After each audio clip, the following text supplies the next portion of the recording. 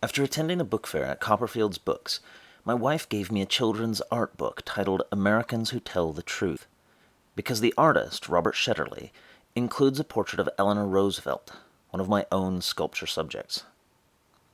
Within minutes of opening the book and seeing the variety of rich images, I sat down at the computer to write Rob asking for permission to use his paintings for an online project. He shocked me with not only permission, but also a suggestion that since he would be in my area, we should get together for an interview at Marin Country Day School. The Shetterly recordings are bits of that conversation touching on heroes, books, and personal quotes for our own portraits. Now, I have an image of you. What quote would you like with your portrait?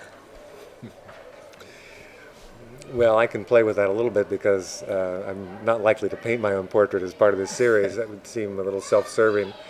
However, I have thought about that some and been asked frequently what quote I would put on my own portrait.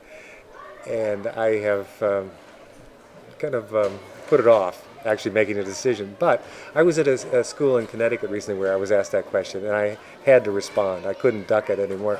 And so I just said at the spur of the moment, I said, and I knew it had to be something about the theme of this show, which is about truth-telling.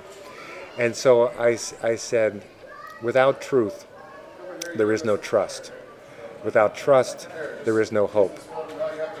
And that, I think, says to me a lot about what this is about.